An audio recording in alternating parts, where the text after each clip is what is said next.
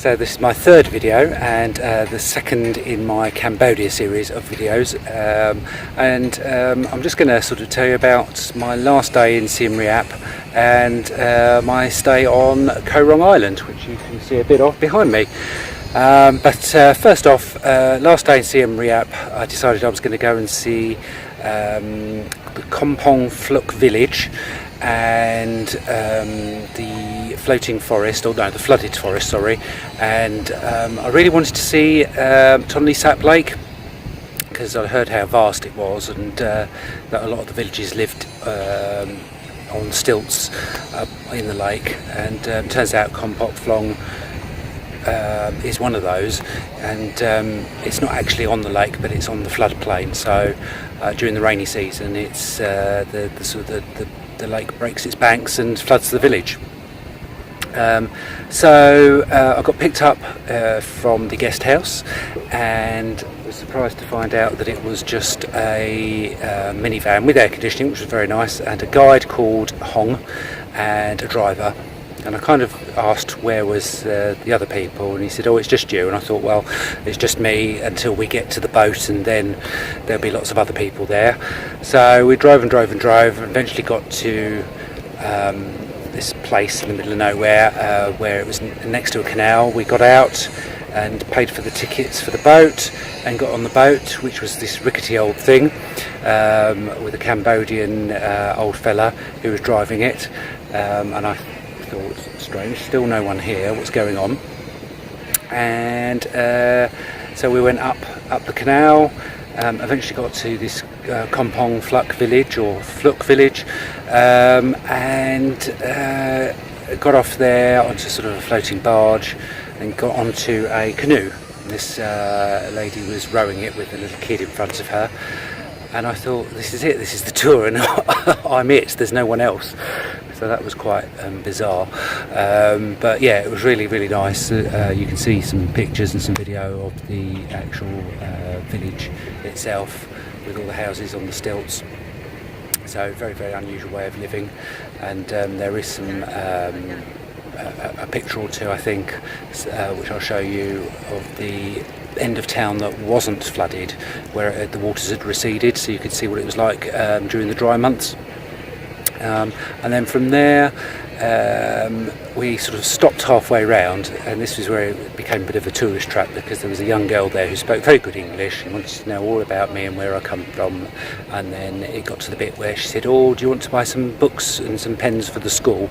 Now, I'd previously been warned about this, that there was a scam going on in this place where they get you to buy stuff for the school, but actually none of it goes to the school at all, and that you're better off putting your money into a local charity. So that was a bit of a downer, because I thought, oh, this isn't very nice, they're just trying to con me. But you know, I mean, it was a real village, this is how these people live, so it was really interesting to see that. And then after that we went through beyond the bounds of the village into the forest, but obviously the flooded forest, because the waters were still high, and that was really lovely. That was really lovely. I did see some monkeys in the trees, but I didn't get any pictures of that. But you could see the video and just how beautiful it was.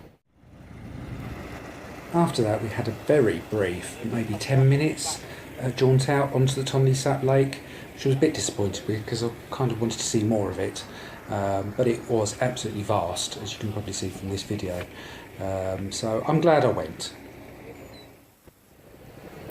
From there, back up the river, and there was a Buddhist temple along the river, so we stopped there, had a little look around.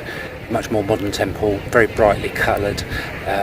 There were some monks there. I didn't get any pictures of the monks, it seemed a bit disrespectful, so I didn't do that. But yeah, all in all, a very nice day. And the following day I flew down to Sihanoukville, which is in the southwest corner of the country, and got a taxi from there to the port, and from there got a speedboat over to Koh Rong Island, which is where I am now. And the speedboat trip was lovely, and I managed to capture the sunset, which I think I've got some video of that somewhere, so you'll see that if I can find it.